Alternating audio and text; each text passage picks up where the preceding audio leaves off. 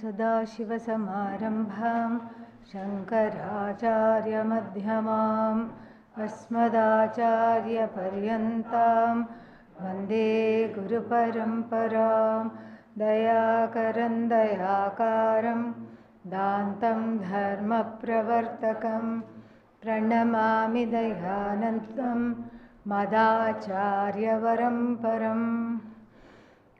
ॐ सहना भवतु सह वीर्यं करवावहै तेजस्विनावधीतमस्तु मा विद्विषावहै। ॐ शान्ति शान्ति शान्तिः। ॐ नमो भगवते वैवस्वत्राय मृत्यवे ब्रह्मविद्याचार्याय नचिकेतसे च।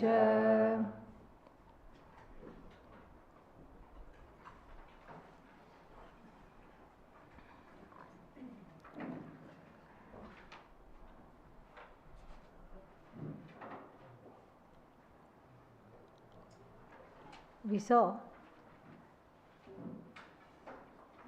that between Brahma Asti and Brahma Asmi, we have the difference of how to understand Brahman from the standpoint of Tatastha Lakshana, Jagat Karanam Brahma, Ishvara, Sagunam Brahma. And that is the purport of Brahma Asti. When you say Brahma Asti, what all is included? Gunas, because the Jagat has attributes, gunas. And when you say gunas, there is one place where all the gunas reside, and what is that? Bhagavan, Ishvara. And so it brings in gunas, it brings in the one definition of Brahman as what? Sagunam Brahma.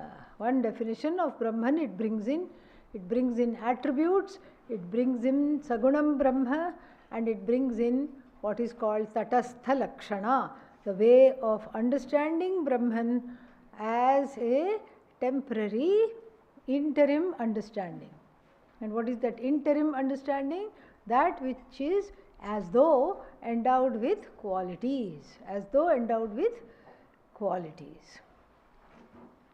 Maybe we should say as though endowed with as though qualities. Yes.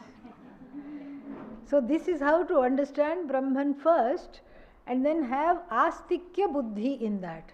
Have a sense of awe, have a sense of surrender, have a sense of sanctity, that all this that is here is Ishvara. Then from there you put yourself in the hand of the Shruti, and then what does she do? She takes you further to see that this Brahman, which is what? Sagunam Brahma, Tatastha Lakshana Sahitam Brahma, and then Jagat Karanam Brahma. That, all that is who? Yourself alone. That you don't have to do any work, you just have to bring in the Shraddha, and then she cooks you along with the Shraddha.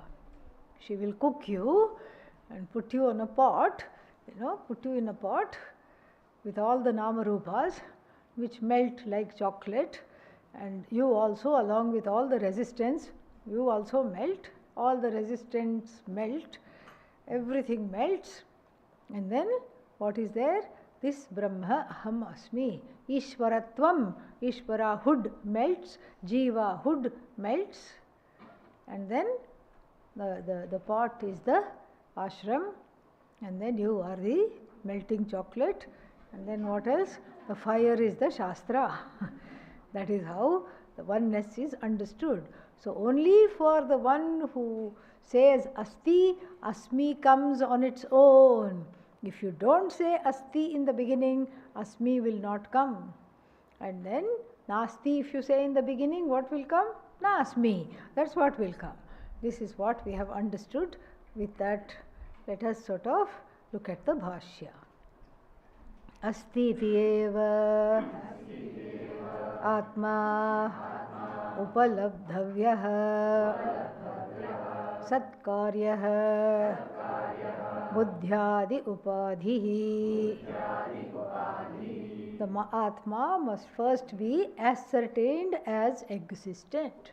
We have seen all this. This is just a revision from the standpoint of Adi Shankara.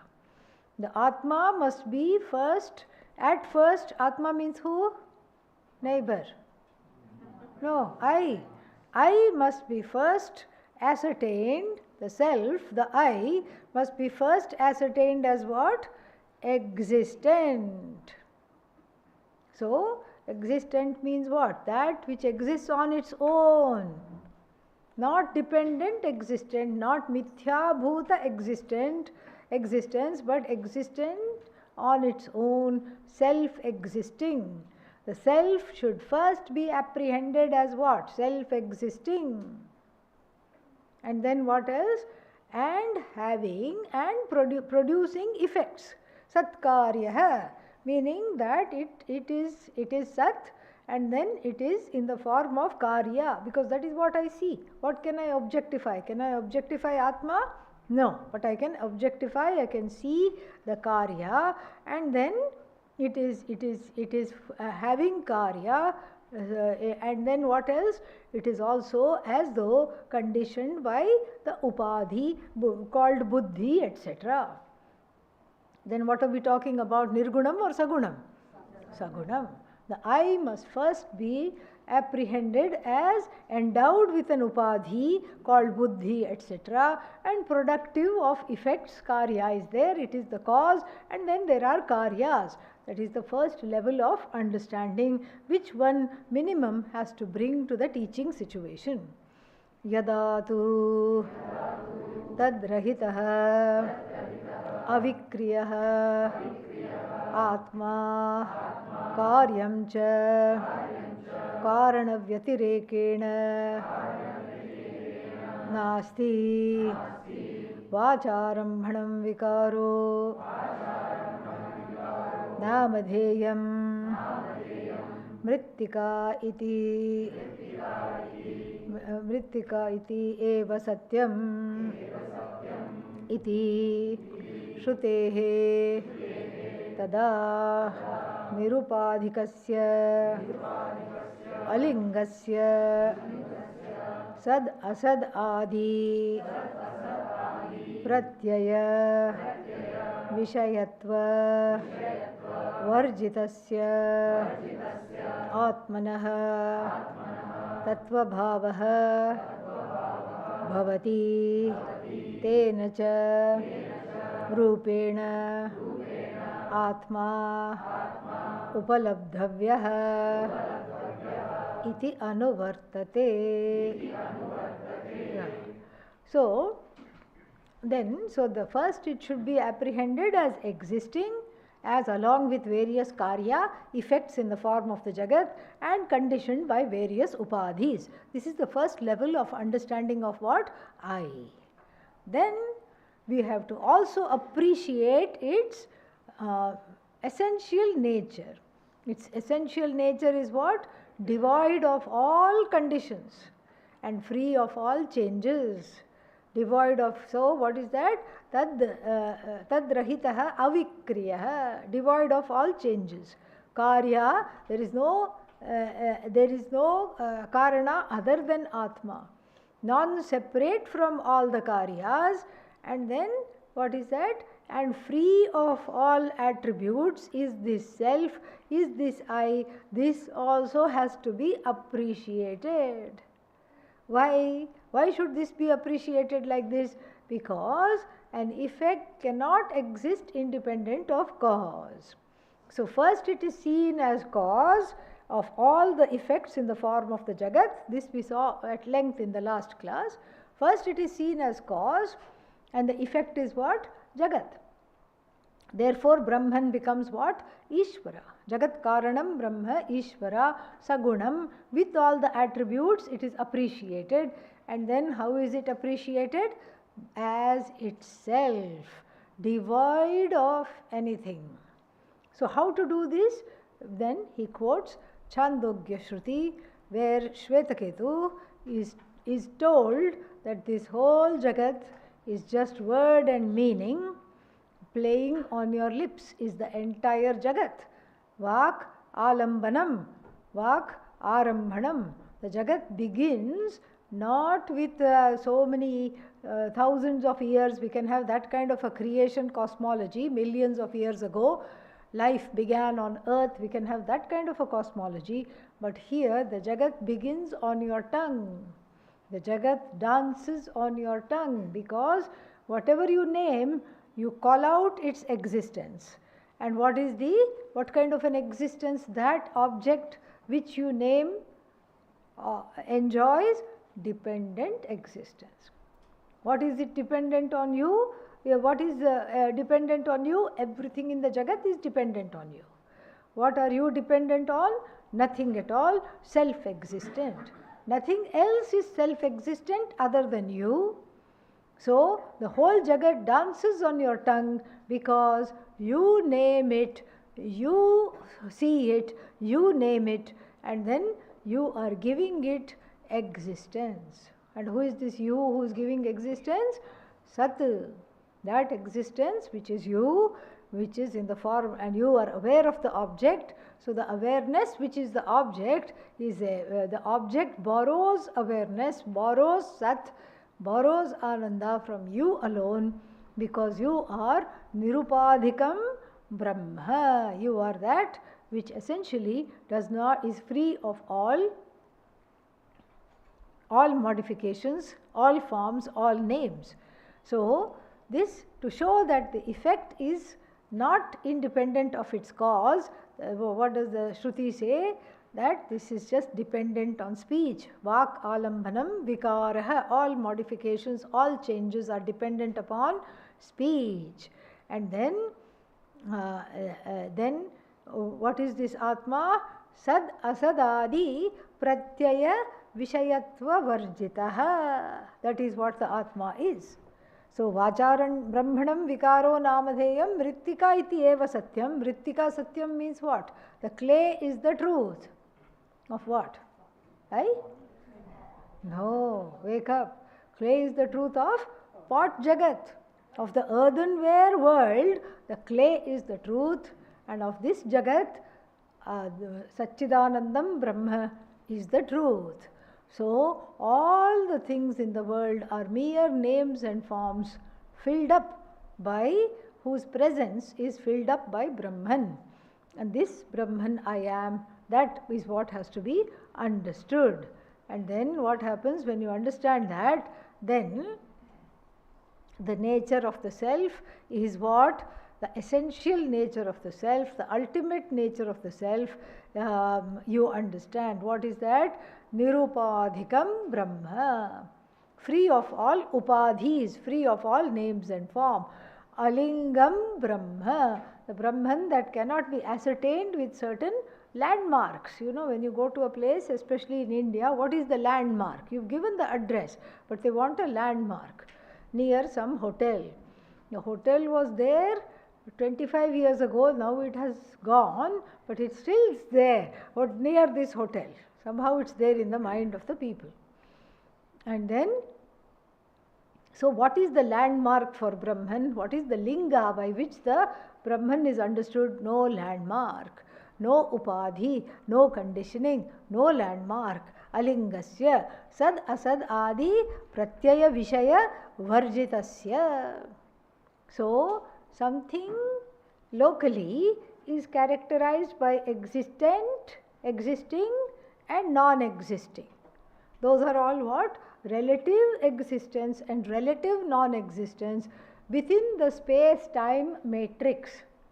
So, I can say this pot is not on the table. Why? Because I am about to hide it. So, it's not on the table. How can I say that? Because I don't see I know what pot is. The word pot, the meaning pot is on my tongue, in my mind, and I don't see that in the place that you told me. On the table, pot is not there. So, this non-existence of pot on the table, who recognizes? The ever-existent Atma recognizes. And now I put the pot back and I say, please see the pot, it is back, and you look at the pot and you say, yeah, pot is there. And then the existence of the pot, also who recognizes? The ever-existent Atma. So now the Bhashya asks us to bend the mind a little further. Okay, you won't lose it, don't worry. The only thing you will lose is ignorance, all right? Only thing there is to lose is self-ignorance. So bend the mind a little further and contemplate, just think about the word existence. Do we even have to say the word existence if there is no thing called non-existence? No, it doesn't even need to be said, because it simply is. So the word is in a local level, like pot is on the table, pot is not on the table, non-existent pot, existent pot, these are all relative terms. They also become attributes of things within time and place. Even the words existent and non-existent become attributes of things trapped in time and place. Is Atma within the time-space matrix? Not at all. So if Atma is not within the time-place matrix, then what is the use of saying, assuring everybody, yes, yes, it exists, yet yes, yes, it exists? It's meaningless. How do you say Atma exists when there is nothing there to not exist? I mean, only when we question its existence, then you have to say exist. Only because there is a doubt of non-existence, the non-existent viparita pratiti being there, pratiti here means cognition, viparita cognition, the oppositional cognition of I as non-existence, the possibility being there, then only you say existing. But otherwise, if something is already existing, you don't say existent. You don't need to do that at all. Like the name Rama, common Indian name, everybody is called Rama. There is even a song, how many Ramas? There is one song in Tamil, okay, because there is what? Atma Rama, there is Kodanda Rama, and then there is Foodie Rama. So many Ramas are there. So like this, you have to qualify the Ramas to be able to distinguish from some other Rama.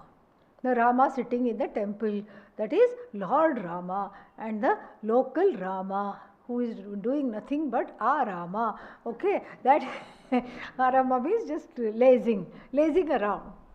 So to distinguish that, various kinds of Ramas, we have a certain qualifiers.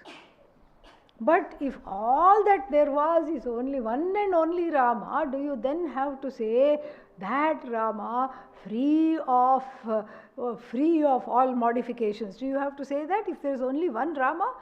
Exactly. So here Adi Shankara bends our minds a little further. And what is that? Sad asad adi pratyaya vishaya varjita. That is what it is. So that which is free of saying existent or non-existent comparatively. Because it is ever existent, you don't have to say Atma is existence. You don't have to say that. It is already there. And so, in fact, you can say that because Atma is already existent. So then, that understanding that it is beyond the dyad of existence and non-existence locally, as it's spoken of in the world, that is what is called Tattva Bhava. Nirupadhi, that which is free of upadhi, which is free of all distinguishing dharmas, alingaha and sadasadadi pratyaya vivarjitaha. Pratyaya vishaya vivarjitaha. So it doesn't have, when you say existent, what do you say? What do you look at? You look for a thing. Existent. Oh, what is existent? What is? Oh, book. Okay, yeah, it's here. Is the pot there? Yeah, here. But do you say, where is existence? Do you say? You can't say. So, pratyaya vishaya varjitaha. So, that existence which is not tethered to an object, that existence which blesses all objects without being any one object is called sad asadadi vishayatva pratyaya vishayatva varjitaha. That which is free of the qualifier such and such a thing exists, such and such a thing does not exist, which is beyond that dyad, and that is called tattva bhava. Tena rupena atma upalabdhavyah iti anuvartate. So now here it's incomplete. Tattva bhavah prasidati. So this nirupadhikam brahma very beautifully, so that we can understand, says this Brahman gets very happy when anybody knows it as oneself, gets very happy. And so we have to also add, what do we have?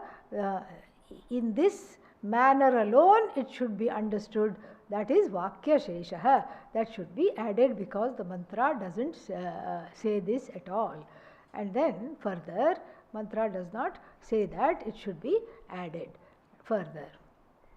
Tatrapi ubhayoho sopadhika nirupadhikayoho astitva tattva bhavayoho nirdharanartha shashti. So ubhayoho, where is the word ubhayoho? Where is it?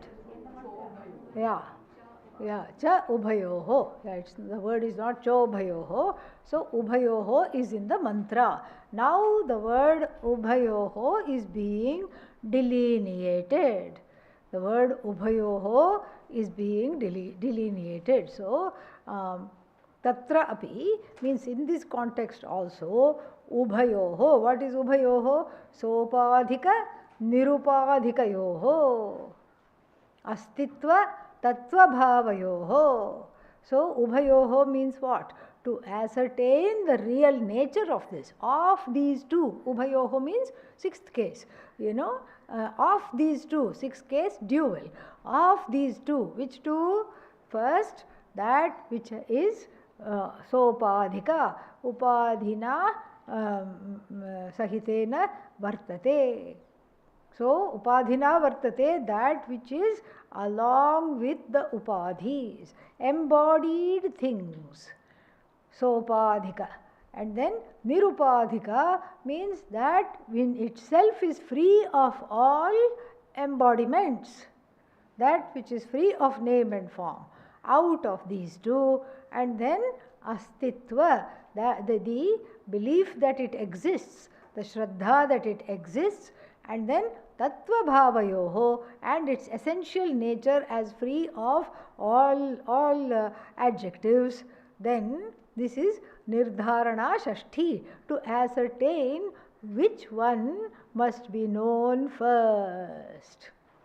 So then what should be known first? It is said here, purvam asti iti eva upalabdhasya atmanah satkarya upadhikrita astitva pratyayena upalabdhasya ityarthah. So the first homework is what? Purvam. Purvam means what? Purvam is jnanat prak, before the knowledge takes place. Purvam means what? Purvam means first. First in relation to what? Before the knowledge takes place. That is what it is. Purvam atmajnanat prak, purvam astitva upalabdhasya atmanah. So for the one for whom the I obtains as existing, for the one for whom the I obtains as asti, asti, asti, for the one for whom the jagat obtains as asti, asti, asti, for the one for whom Ishvara, Sagunam Brahma, obtains as what? Asti, asti, asti. So purvam astitva upalabdhasya atmanah, for the person who understands everything as asti, satkarya upadhikrita astitva pratyayena upalabdhasya, understands everything as the manifestation of sat, the manifestation of the source of all existence, which is Brahman, which is Ishvara. The Jagat is just a manifestation, an extension of Ishvara, the one who understands it like that. The Jagat, along with all the names and forms, are not thrown away, are Ishvarized, are seen as holy, are seen as sacred, starting with one's own body, mind, sense complex. And that's why we have this beautiful verse. Dehaha devalaya proktaha. The body is said to be what? Temple. Don't treat it as a garbage can and put whatever you want there, and then what are you eating? And the person unashamedly says junk food. Yeah, think about that. Yeah.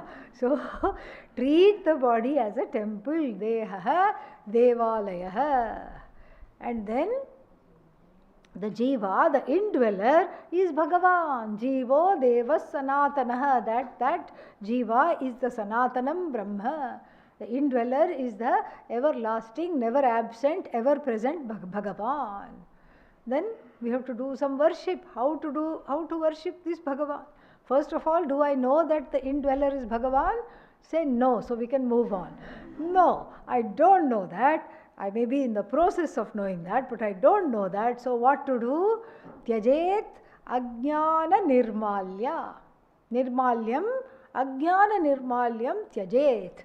So if you ever, and I don't think it happens very often, but if you ever wake up at and go to the temple at 5:15 or 5 o'clock, which almost never happens, and then if you were to do that, you will see the old flowers being removed by the yellow boys, and then they will be putting them in a basket and taking them away.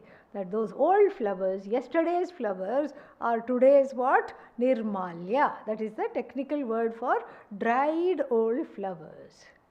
And then the deity is prepped for worship, and then sometimes you have to oil it. Needs a little massage, yeah. Needs a massage. Catering to all the devotees all the time, hanging, oh, let me get this Atma now. Okay, rub my shoulders a little bit, put some oil, we'll see.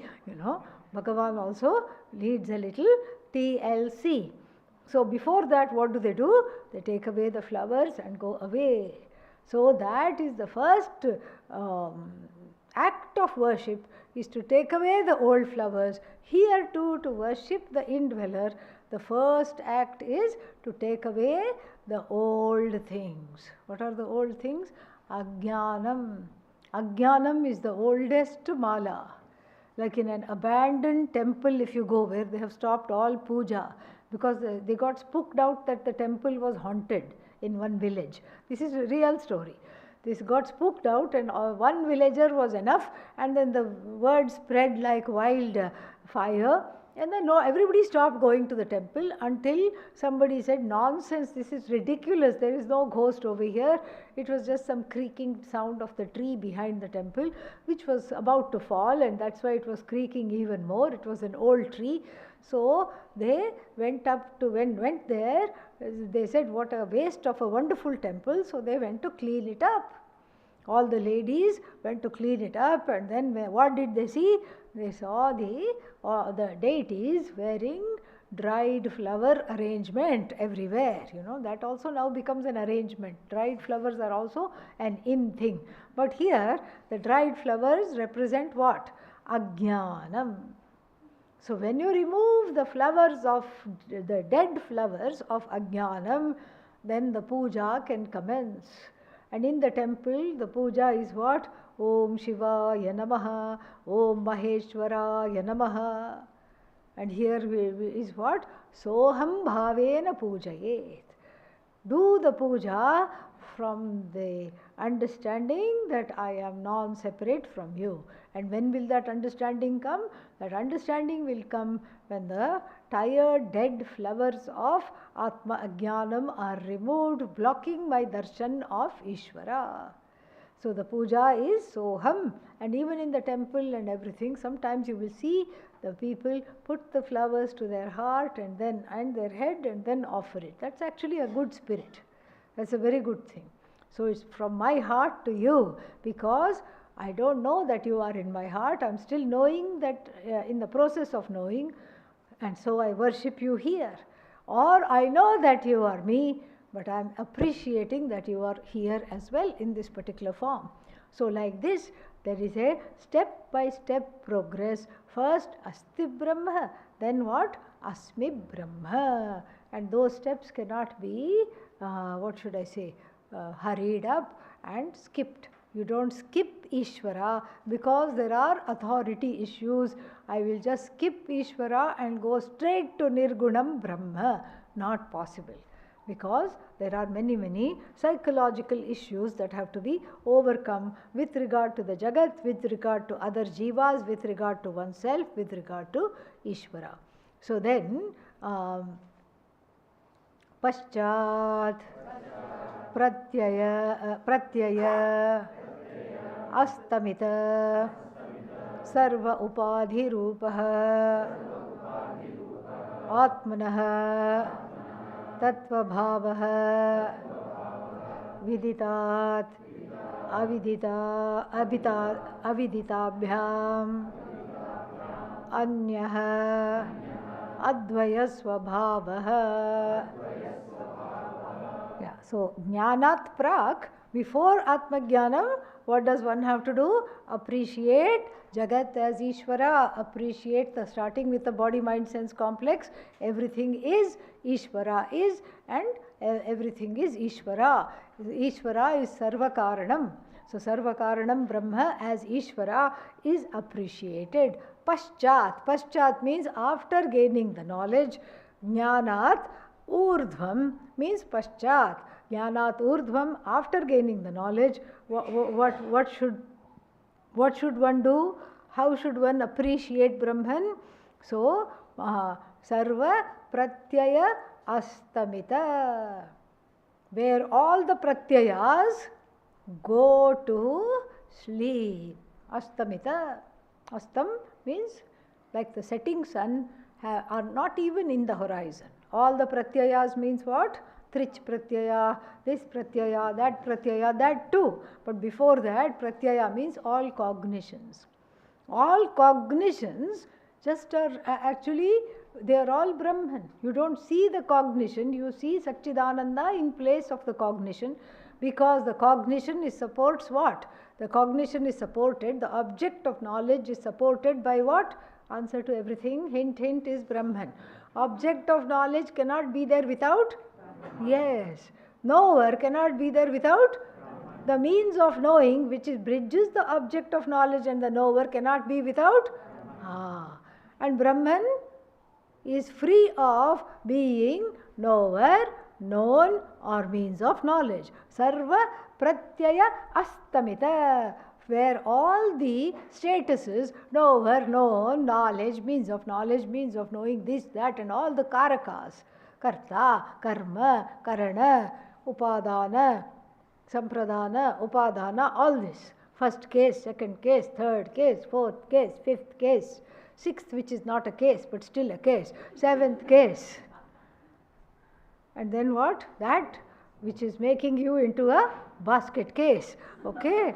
That all those factors involved in action are also gone. Still few more days of Sanskrit is there, correct. But still, all these things are gone. They are just gone in one's awareness. There is no such thing called karta, because I am not a karta. There is nobody that I am, that there is nobody that I can possibly affect. There is no karma. No, I am not done in by other people's karma. I am not the karma. I am not the second case of other people's omissions and commissions. Nobody can hurt me. I cannot cause hurt. And then what? I am not an instrument of anything, anywhere, at any time.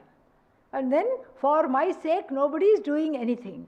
And then for other people's sake, I am not doing anything. This is all the part of the sannyasa vows. This is exactly what you say. This is exactly what it is. And you too can take internal sannyasa, mini sannyasa, by telling yourself this every day. Nobody owes me anything.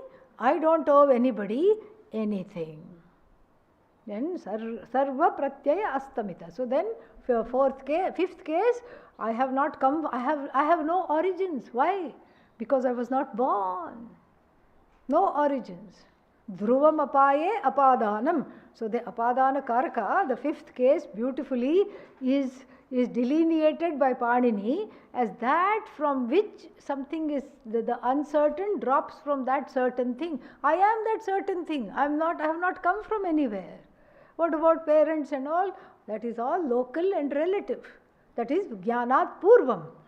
So first you Ishvarize the background, Ishvarize the parents, Ishvarize the existence of everything, and then you say, Name Mata, Name Pita.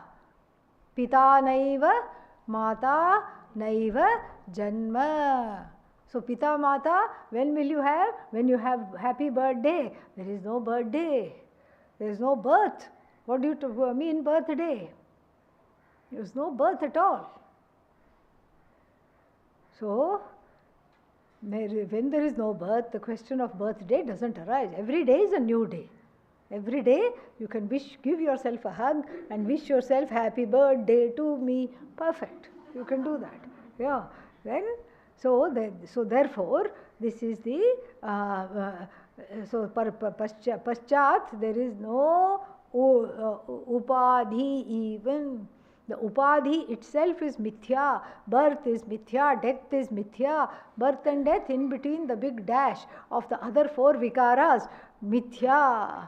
So everything is mithya. In that recognition, sarva pratyaya astamita, sarva upadhi rupaha. So in fact the Atma is all upadhis, the truth of all upadhis. It is no upadhi in particular. What is Atma? I. So this is Tattva Bhava, which is what? Vidita aviditabhyam anyat. So he is recalling, channeling the Kathopanishad. Anyadeva tad viditat atha u aviditat adhi. So that which is neither known nor unknown. That which I, because you can't say I is unknown. Can you say I is unknown? No. But at the same time it is not known as like the pot is known, as an object. And then Adi Shankara is on a quoting spree. Okay. Then he says Vidita aviditabhyam anyat. Then finally Advaya Swabhavaha clinches it. Nothing is separate from it. It is non-separate from anything at all. Advaya Swabhava. Non-dually one it is. And then he is on a quoting spree. Neti neti iti asthulam anano ahrasvam adrishye anatmye anirukte anilayane ityadi shruti nirdishtah. Yeah. So the same Atma which is taught variously by various Shrutis as na iti na iti. Whatever you think it is not, it is not, it is not. And then that is Brihadaranyaka Upanishad. You can look at the citation. And then na iti. And then one more Brihadaranyaka Upanishad. Asthulam, not gross. Ananu, not subtle. Ahrasvam, not small. Adirgham, not long. So this is the Brihadaranyaka Upanishad, that which you cannot pin down. You know, like those, what is that? Robbers in ancient India. What would the robbers in ancient India do? Oil themselves. Yes. Then put on the clothes and come into the house. Somebody tries to catch, what will happen? Slip. Only the dhoti will remain in the hands of the house owner. Only one dhoti to cry into, because everything else the robber has taken and gone. This was an ancient way to escape capture. So the Atma escapes capture. Nicely it has put tailam on itself, it has put oil as it were, and then it's the most tricky thing. It comes, it robs you of anatma jnanam, it robs you of avidya, and you say, I want the avidya back. You try to catch that, it slips away. So like that, you can't catch anything. You can't say categorically it is gross. Because everything that is gross because of Atma. So you cannot say Atma is gross. Similarly, you cannot say it is subtle, because everything that is subtle because of what? Atma. That is what we are talking about. And then again, Taittiriya Upanishad, Adrishye, Anatmye, Anirukte, Anilayane. So all these things, in that which is not seen, that which has no body, that which cannot be expressed in any form, that which has no other support, that is the Atma. This is the teaching of Shruti Nirdishtaha, that which is the Upadesha of all the Shrutis together. What happens to this Shruti? So this Prasidati, the Shruti feels happy.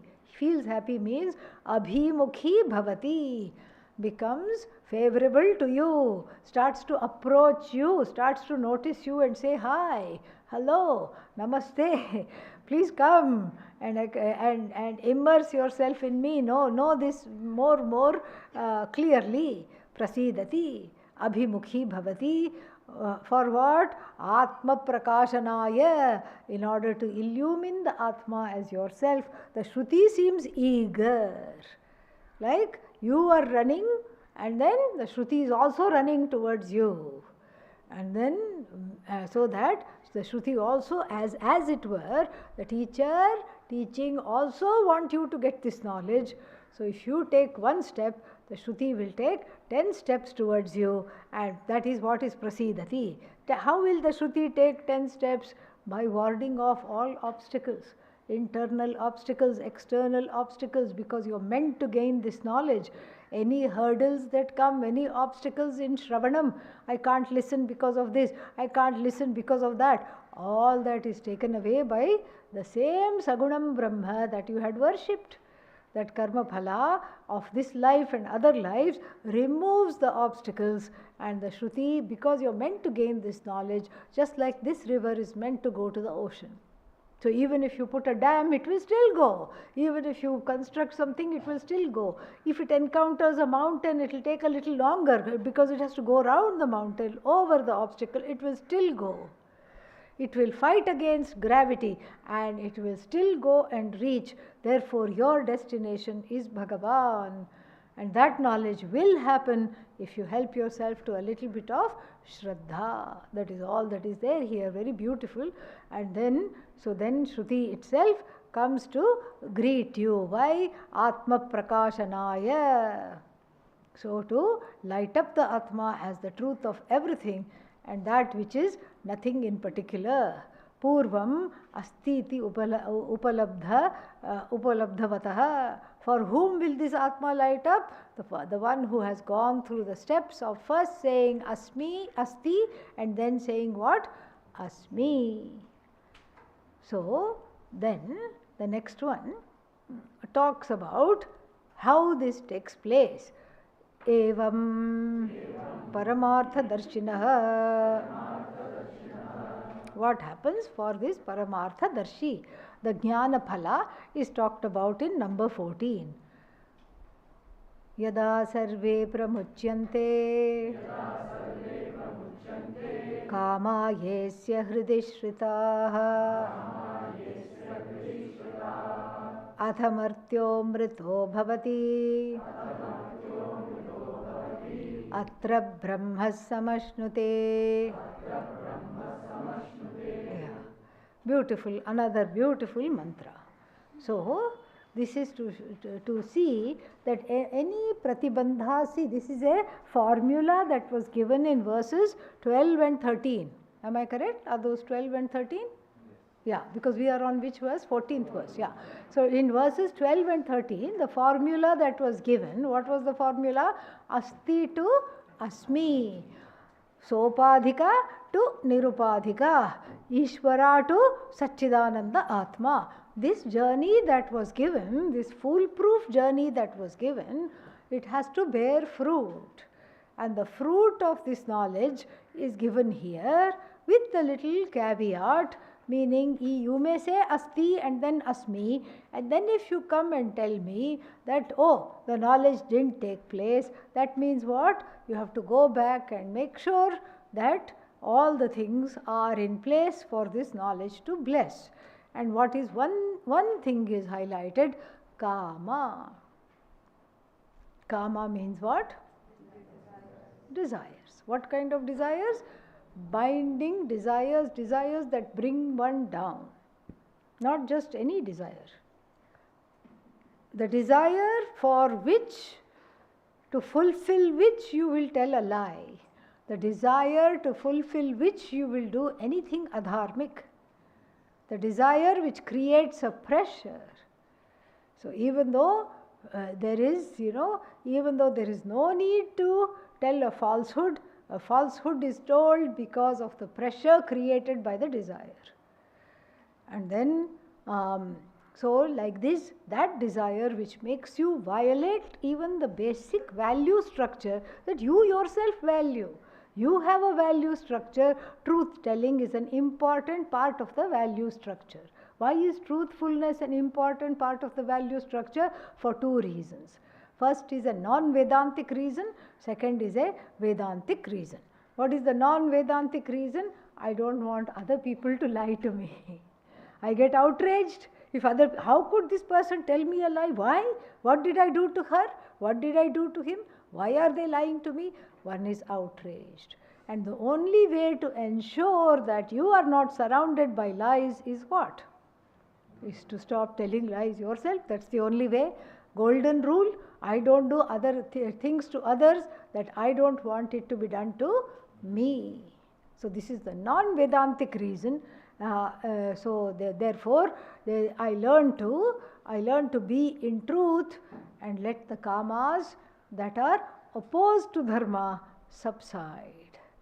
Let the kamas that are not in keeping with dharma, let them go, let them recede. And then that person is the one who can gain this knowledge, the one who can give up all the binding desires, even as they arise in the mind. This is the 56th or 58th, which verse is it? Second chapter. Prajahati yada kaman sarvan partha manogatan atmanyevatmana tushtah sthita prajnastadochyate. 52, yeah. Earlier than I thought, but in that same region. So, in the verse 52 of the second chapter, of the Bhagavad Gita, thank you very much, not of Kathopanishad, second chapter, yeah. So, there a formula for recognizing the jnani is given. What is the formula? Prajahati yada kaman, the one who is able to keep on letting go of the desires even as they arise in the mind, even before they are full-fledged desires. They are not FFDs yet. What is an FFD? Full-fledged desire, yeah. So it's not yet a full-fledged desire. Oh, Lakshman Jhula sounds good. It just has come in the head. Yeah. What a pretty place, full of pretty shops, nice places to eat. So this is just, kind of little waxing. Wish our ashram was situated there only. Yeah, so far. See, this is the desire has not yet formed. It is forming. It is Shatru Pratyaya. It is in the process of forming, present continuous. Okay? Yeah. In that stage itself, you say, that's nice. Because yesterday I told you to have a pocket full of what? Full stops. Take out one and put it there. Yeah. Then you also are like a jnani. Just say, the idea is nice. Not now. Not now. Not now. Now I'm here. Now I'm doing something. Now I'm in the middle of a Kathopanishad marathon that has to be concluded. Moksha Express. Okay. So I'm in the middle of this that has to be concluded. Not now. So the one that freely, with a smile on the face, without, I never get to do what I want. Don't bring all the childhood issues here, okay? Yeah. Keep your parents wherever they are, let them be there. And don't bring in all the childhood issues, authority issues, fear issues, tear issues. No. Just objectively, yeah, this would be a very nice thing to go there. That would be a lovely thing to do. But then, not happening now. With a cheerful smile, let it go. Then you too are a jnani. Exactly, that is the one and only jnani lakshana. That's why the first answer to Arjuna's question is this, and the rest of the verses in the Bhagavad Gita from 51 onwards till the end of the chapter are just elucidating this one verse. They are unfolding this one verse in different ways. Because this is easier said than done, is it not? Yeah. So then other upayas, upaya means what? Parihara, that didn't help. Remedy. Upaya means remedy. And other remedies are given. What are the remedies? Yada samharate cha ayam kurmongani va sarvashaha. And then, so just like the turtle, we see everything is a teacher in the universe. You don't study just from the teacher. Life is itself a teacher. Jagat is teacher. Ishvara comes in different forms of teacher. You see you read Dattatreya Charitra, and there he had 24 different kinds of teachers. He discusses each and every one.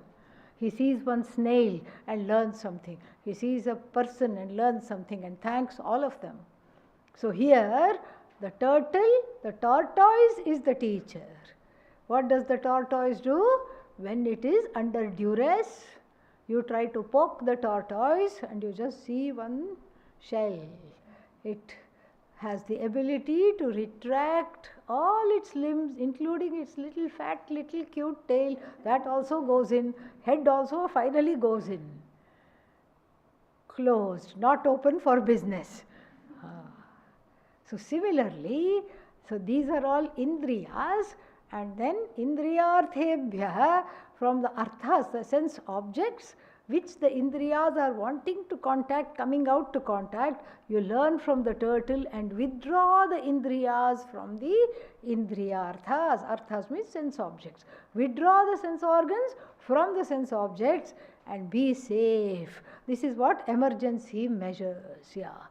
Clear. Yeah, then you are in the clear, because the immediate threat is gone to that binding desire. Like this, many upayas are given. So then, here also, the jnana phalam in the form of the jnani being free of desires is given. Why? Not to adore the jnani, but to understand for ourselves what it takes to be a jnani. So, yada sarve pramuchyante kamaha, prakarshena muchyante, when all the desires leave, when you are free of the hold of the desires. The desire doesn't have to leave, the hold of the desire has to leave. Desire can be there, like a toothless baby, 1 month-old baby, you put your hand in its mouth, it will chomp down, but it's very pleasant, you see, so sweet. Toothless baby cannot harm me. The desires are there, but they don't create a pressure, they don't go down this whole terrible winding lane of desire, object of desire, sorrow, more desire, karma phala, all this, you don't have to deal with that. Desire is there, let it be there, let it become a vibhuti, let the desire be your glory. This is with Pujya Swamiji, it was like that.